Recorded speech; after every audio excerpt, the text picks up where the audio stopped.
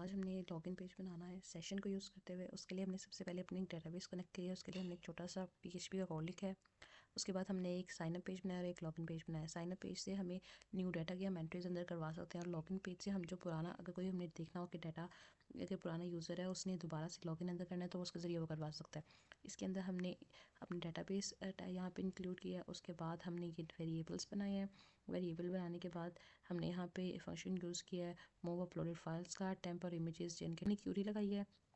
Curie लगाने के बाद हमने एक और बिल्ट इन फंक्शन यूज़ किया मास्कुलार क्यूरी। ये हमारे कनेक्शन बनाएगी डाटा पे, ये हमारे कनेक्शन बनाएगी क्यूरी का। उसके बाद हमने इको करवा देना है और सीधा हमारे पास लॉगिन पेज पे चलेगा। ये हमने थोड़ा सा स्टाइल डाला है इसके अंदर। और उसके बाद ये सिंपल हमने HTML का कोड लिखा है जिस तरह हमें पता है text, email, text, password, file, ये सब कुछ ये हमने बना दिया। उसके बाद हमने लॉगिन पेज जो बनाया है उसमें बस ये चेंज है कि इसके अंदर हमारे पास नेम और पासवर्ड पूछा जाएगा। अगर नेम और पासवर्ड ठीक होगा तो वो हमारी क्यूरी चेक करेगी वहाँ पे जो हमने नेम और पासवर्ड लिखा हुआ है। तो फिर जो हमारे पास रिजल्ट होगा वो क्यूरी के जो हमें यहाँ पे रिजल्ट $साइन रिजल्ट का जो हमारे पास वेरिएबल बना हुआ है वो हमारे पास MySQL क्यूरी को फैच करेगा वहाँ से जाकर। यहाँ पे हमारे पास कनेक्शन बिल्ट होगा। उसके बाद जो हमारे पास डाटा सेव होगा वो डाटा हमारे पास MySQL फैच एरे जो हमारे पास एक एरे की फॉर्म में आ जाएगा। उसके बाद हमने इफ़ की कंडीशन यहाँ पर लगाई है कि अगर डाटा हमने चेक करना है, डाटा का वेरिएबल वो इस तरह चेक करने का। अब हमने यहाँ पे सेशन यूज़ किया ना टेम्परेरी डाटा स्टोर करने के लिए सेशन, तो वो चेक करेगा कि यूज़र का जो नेम ये सब इसके इक्वल है, इसको इसके इक्वल कर देगा। उसके बाद हमने यहाँ पे हेडर की लोकेशन लगाई है और हेडर की लोकेशन के बाद अगर तो ये सारी स्टेटमेंट करेक्ट हो जाती है तो वो हमारे पास सीधा हेडर लोकेशन चल जाएगा। अगर फॉल्स हो जाएगी तो वो हमारे पास दे देगा रॉन्ग लॉगिन डिटेल्स। उसके बाद हमने इसका भी थोड़ा सा स्टाइल लगाया बनाया और उसके बाद से बस 2 टेक्स्ट और पासवर्ड का हमने यहाँ पे HTML का कोड लिखा है।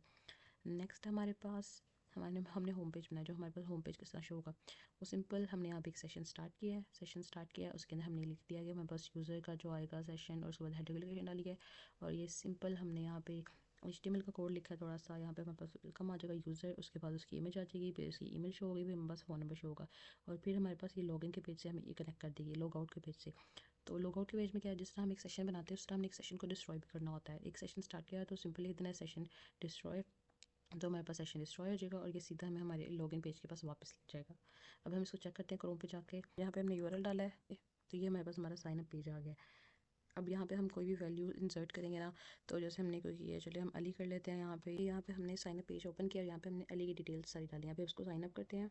सक्सेसफुली साइन अप हो गया। अब हम देखते हैं लॉगिन में जाके यहाँ पे हम नेम और पासवर्ड डालेंगे तो हमारे पास आ जाएगा। नेम और पासवर्ड लिखा है। अब जब हम लॉगिन करेंगे तो हमारे पास वेलकम वाला पेज शो होना चाहिए। हमारे पास वेलकम वाला पेज शो हो गया।